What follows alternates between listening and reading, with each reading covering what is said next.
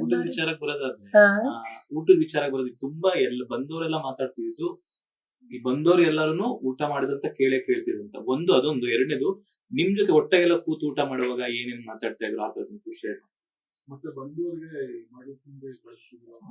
ಹೆಣ್ಮಕ್ಳು ಯಾರೇ ಬಂದು ಮಾಡಿದ್ರು ಹೌದು ಖಂಡಿತ. ಅವರು ಫಸ್ಟ್ ಯಾರೇ ನಮ್ಮನೆಗೆ ಬರ್ಲಿ, ಎಂತ ಹಳ್ಳಿ ಬಡವ್ರು ಬರ್ಲಿ ಶ್ರೀಮಂತರು ಬರ್ಲಿ ಯಾರೇ ಬರ್ಲಿ, ಫಸ್ಟ್ ಪ್ರೆಷರ್ ಕೇಳ್ತಾ ಇದ್ದಿದ್ದು ತಿಂಡಿ ತಿಂದ್ರ, ಊಟ ಆಯ್ತಾ, coffee ಕುಡಿದ್ರ.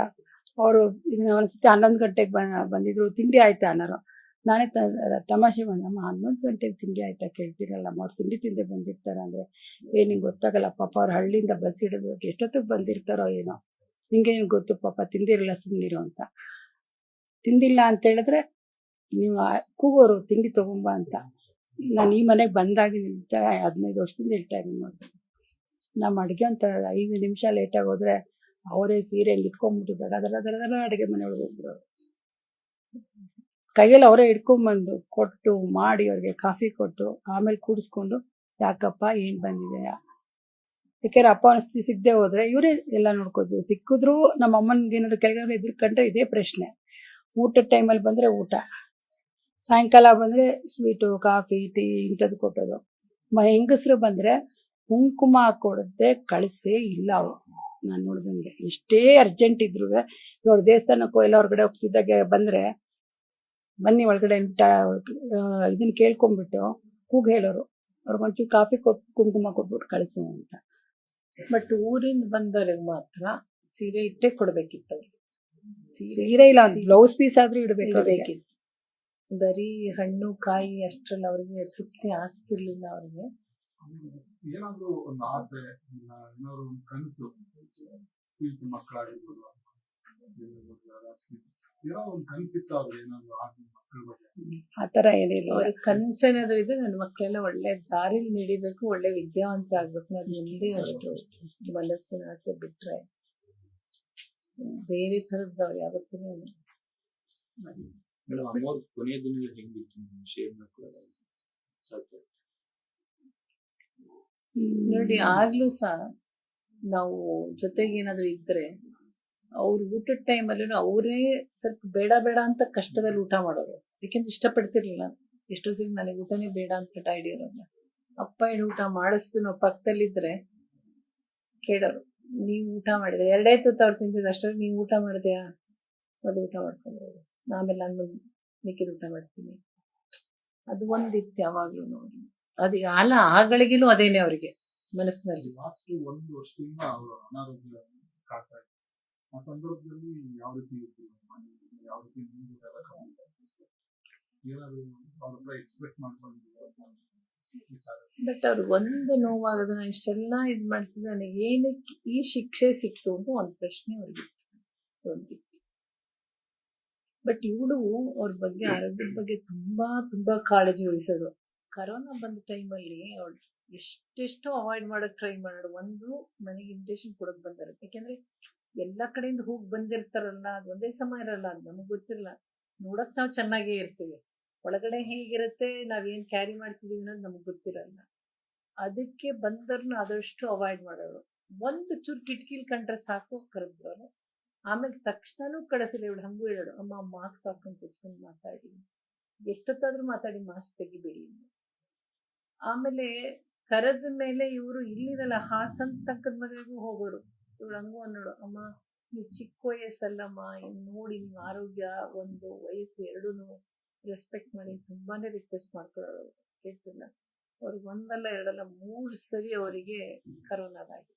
That's the major issue. Lungs ಸ್ವಲ್ಪ ಅವ್ರ ಪ್ರಾಬ್ಲಮ್ ಅದು. ಅದರ್ವೈಸ್ ಹಾರ್ಟ್, ಕಿಡ್ನಿ, ಲಿವರ್ ಎಲ್ಲ ಎಕ್ಸ್ಟ್ರಾರ್ಡಿನರಿ ಇಫೆಕ್ಟ್ ಇತ್ತು. ಅಂದ್ರೆ ಅದೇನಂತಿದ್ರೆ ಇಟ್ ಎಫೆಕ್ಟ್ಸ್ ಲಂಗ್ಸ್. ಅದು 1, 2 ಅಲ್ಲ 3 ಸರಿ ಆಯ್ತು ನೋಡಿ. ಅದಕ್ಕೆ ಅವ್ರು ಉಸಿರಾಟದ ತೊಂದರೆ ಆಗಿದ್ದಲ್ಲಿ ಮೇಜರ್ ಅದು. ಇವಳಿಗೂ ಅವ್ರಿಗೂ ಎಷ್ಟೋ ಸರಿ ಆರ್ಗ್ಯುಮೆಂಟ್ ಆಗೋದು. ನಾ ಕಡೆಗೆ ಬಿಟ್ಬಿಡು, ಯಾಕೆ ಇದು ಮಾಡಿದ್ವಿ, ಏನಾದ್ರೂ ಇದನ್ನ ಅನುಭವಿಸೋ ತಪ್ಪಿಸ್ಕೊಳಕ್ಕಾಗಲ್ಲ ಅಂತ. ಆದ್ರೂ ಅದು ವಿಧಿ ಬಿಡ್ಲಿಲ್ಲ. ಅದು ಫಸ್ಟ್ ಬೇಸಿಕ್ ಆಗಿ ಅವ್ರಿಗೆ ಲಂಗ್ ಪ್ರಾಬ್ಲಮ್ ಆಗಿದ್ದು ಬಿಕಾಸ್ ಆಫ್ ದಿಸ್. ನಮ್ ತುಳಸಿ ಅಂದ್ರೆ ಅಮ್ಮವ್ರಿಗೆ ಭಾರಿ ಇಷ್ಟ ಅಂತೆ. ಅದ್ರ ಬಗ್ಗೆ ತುಳಸಿ ಪೂಜೆ ಪೂಜೆ ಯಾವ ರೀತಿ ಮಾಡ್ತಿದ್ರು ಡೈಲಿ ಅದು ಒಂದು. ಆಮೇಲೆ ಅವ್ರಿಗೆ ನೆಕ್ಸ್ಟ್ ಏನಾಯ್ತು ಅಂದ್ರೆ ಒಂದು ಸರಿ ಮನೇಲಿ ಸಣ್ಣದಾಗಿ ಬಿದ್ರು, ಫಸ್ಟ್ ಟೈಮ್ ಬಿದ್ರು. ಅವಾಗ ಸ್ವಲ್ಪ ಅಲರ್ಟ್ ಆದ್ರು, ಓಡಾಡ್ಬೇಕಾದ್ರೆ ಕೇರ್ಫುಲ್ ಆಗಿರ್ಬೇಕು ಅಂತ. But by chance in span of 6 months ಅನ್ಸುತ್ತೆ, ಸೆಕೆಂಡ್ ಟೈಮ್ ಬಿದ್ದಾಗ ಅವ್ರಿಗೆ ಸ್ವಲ್ಪ ಭಯ ಶುರುವಾಯ್ತು. ಓಡಾಡುವಾಗ ಬಿದ್ದರೆ ಮಾಡಿದ್ರೆ ನನಗೆ ಫಿಸಿಕಲ್ ಡ್ಯಾಮೇಜ್ ಆಗತ್ತೆ ತಲೆಗೆ. ಆ ಟೈಮಲ್ಲಿ ಸ್ವಲ್ಪ ಜಸ್ಟ್ ತಲೆಗೆ ಮಿಸ್ ಆಗಿತ್ತು ಅವರಿಗೆ. ಆ ಇದ್ರಲ್ಲಿ ಅವ್ರಿಗೊಂಚೂರು ಮನಸ್ಸಿನಲ್ಲಿ ಎಲ್ಲೋ ಒಂದು ಕಡೆ ಅವರ ಧೈರ್ಯ ಕಳ್ಕೊಂಡ್ರು ಅನ್ಸುತ್ತೆ. ಈ ರೀಸನ್ಸ್ ಇಂದ ಅವ್ರಿಗೆ ಸ್ವಲ್ಪ ಆರೋಗ್ಯದ್ದು ಇದಾಗಕ್ಕೆ ಶುರುವಾಯ್ತು. ನಮ್ ತುಳಸಿ ಪೂಜೆ ತುಳಸಿ ಪೂಜೆ ಮಿನಿಮಮ್ ಅರ್ಧ ಗಂಟೆ ಮಾಡೋದು ಬೆಳಗ್ಗೆ ಹೊತ್ತು. ಯಾಕಂದ್ರೆ ತುಳಸಿ ಪೂಜೆ ಮಾಡ್ಬೇಕಂದ್ರೆ ಸೂರ್ಯನಿಗೆ ಅರ್ಘ್ಯ ಕೊಡೋರು. ಆಮೇಲೆ ತುಳಸಿಗೆ ಎಲ್ಲ ಅರಿಶಿನ ಕುಂಕುಮ ಹೂವು ಮತ್ತು ಒಂದಷ್ಟು ಶ್ಲೋಕಗಳಲ್ಲೂ ಹೇಳ್ಕೊಂಡು ಎಲ್ಲ ಮಾಡ್ಕೊಂಡು ಸೂರ್ಯನ ಪೂಜೆ ಮಾಡ್ತಾ ಇದ್ದಿದ್ದು ಡೈಲಿ. ಮತ್ತೆ ಸಾಯಂಕಾಲ ಒಂದ್ಸತಿ 2 ಸತಿ ತುಳಸಿ ಪೂಜೆ ಮಾಡದೆ ಎಂತ ಅರ್ಜೆಂಟೇ ಇದ್ರು ತುಳಸಿ ಪೂಜೆ ಮಾತ್ರ ಮಾಡದೆ ಹೊರಗಡೆ ಹೋಗ್ತಾನೆ ಇರಲಿಲ್ಲ. ಫಸಲು ಪೂಜೆ ಆಸ್ತ್ರವಾಗಂತೂ ಮಾಡ್ತಿರ್ಲಿಲ್ಲ, ಯಾವ್ದು ಅರ್ಜೆಂಟ್. ಆಗೊಂದು ಸಿಸ್ಟಮ್ ಇತ್ತು. ಅದೇ ಬೆಳಗ್ಗೆ ಅವರು 4:15 ಹೇಳೋ ಅಭ್ಯಾಸ. ಎದ್ದು ಎಲ್ಲ ದೇಣಿ ಮುಗಿಸ್ಕೊಂಡು 8 ಗಂಟೆ 7:30 8 ಗಂಟೆಗೆ ದೇವ್ರ ಮನೆಗೆ ಬರೋರು. ಬಂದರೆ 1 ಗಂಟೆಯಿಂದ 2 ಗಂಟೆ ತನಕ ಆಲ್ಮೋಸ್ಟ್ ಪೂಜೆನಲ್ಲೇ ಕಳೆಯೋರು. ಸೋಮವಾರ ಈಶ್ವರನ ದೇವಸ್ಥಾನಕ್ಕೆ ಹೋಗೋರು, ಗುರುವಾರ ರಾಘವೇಂದ್ರ ಸ್ವಾಮಿ ಮಠಕ್ಕೆ ಹೋಗೋರು, ಶುಕ್ರವಾರ ರಾಜರಾಜೇಶ್ವರಿ ದೇವಸ್ಥಾನಕ್ಕೆ ಹೋಗೋರು.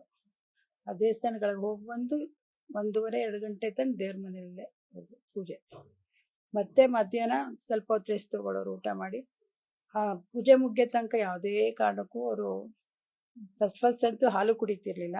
ಈಗೊಂದು 3-4 ವರ್ಷದಿಂದ ನಾನು ತೀರಾ ಇಷ್ಟು ವಯಸ್ಸಾಗಿದೆ ಹಿಂಗೆ ಇದು ಮಾಡ್ತಿರ್ಲಿಲ್ಲ ಅಂತ ಬೆಳಗ್ಗೆ ಎದ್ದು 1 ಕಪ್ ಹಾಲು ಕುಡಿದ್ಬಿಟ್ಟು ಸ್ನಾನ ಮಾಡಿ ದೇವ್ರ ಮನೆಯೊಳಗೆ ಹೋದರೆ ಪೂಜೆ ಮುಗಿಯೋ ತನಕ ಯಾವ ಕಾರಣಕ್ಕೂ ಏನೇ ಮಾಡಿದ್ರು ತಗೋತಿರ್ಲಿಲ್ಲ ಏನಿಲ್ಲ. ಅದು ಆ ಪೂಜೆ ಮುಗಿಸಿದ ಮೇಲೆ ಮಧ್ಯಾಹ್ನದ್ದು ಊಟ ಮಾಡೋರು. ಅದು ಅಪ್ಪನ ಜೊತೆನೆ. ಅಪ್ಪನೂ ಕಾಯೋರು, ಅಮ್ಮನಿಗೆ ಕಾದು ಇಬ್ಬರು ಒಟ್ಟಿಗೆ ಊಟ ಮಾಡೋರು. ನ್ಯೂಸ್ ಫಸ್ಟ್ ನಿರ್ಭೀತಿಯಿಂದ ನಿಮ್ಮ ಪರವಾಗಿ.